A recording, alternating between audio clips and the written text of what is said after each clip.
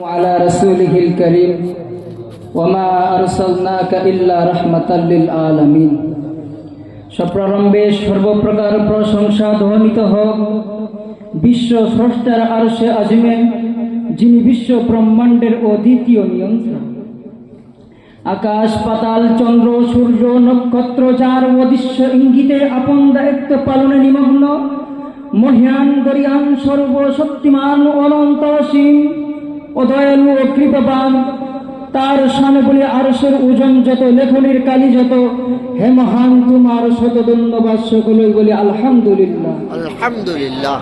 পরের পর্যায়ে নিখিল বিশ্বের অনুপম সৃষ্টির নূর নবী পূর্ণের ছবি, উভয় জগতের কান্ডারি নবিকুলের শিরোমণি, নবিকুলের সমগ্নী, নবিকুলের সম্রাট হুজুরে আকরাম সাল্লাল্লাহু আলাইহি সাল্লামের শানে বলি, তুমি চন্দ্রের চেয়ে সুন্দর, তুমি পুষ্পের চেয়ে মনোহর, ও তুমি ঝর্ণার চেয়ে নির্মল। তাই লাউ সালাম আজ বারবার সকলেই মহব্বতে বলি সাল্লাল্লাহু আলাইহি ওয়াসাল্লাম।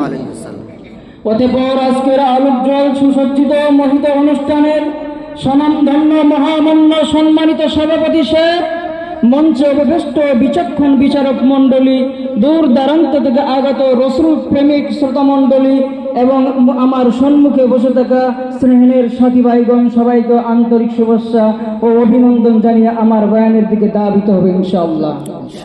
আজকের বয়ানের আলোচ্য বিষয় হলো হুজুর সাল্লাল্লাহু আলাইহি সাল্লামের আখলাক, চরিত্র তথা আদর্শ।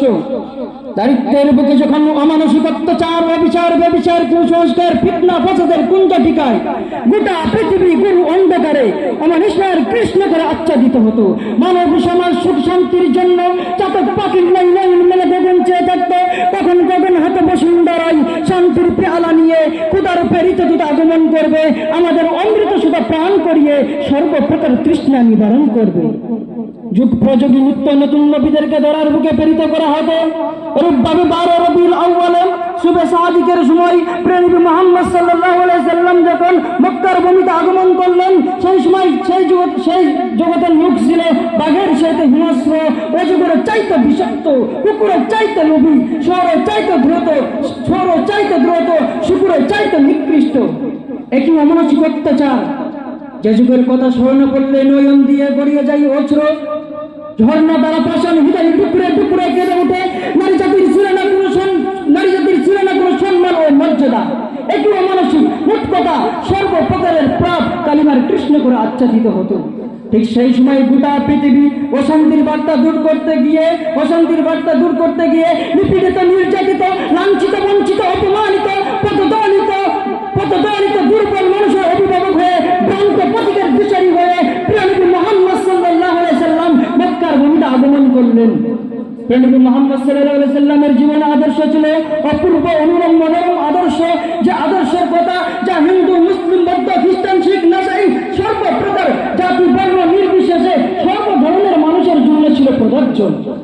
প্রেমিক মুহাম্মদ সাল্লাল্লাহু আলাইহি সাল্লামের আখলাকের কথা মহান রব্বুল আলামিন তার গ্রন্থরাজে বলেন, ইন্নাকা লা আলা খুলুকিন আযীম, নিশ্চয় আপনার আদর্শ হলো সর্বশ্রেষ্ঠ।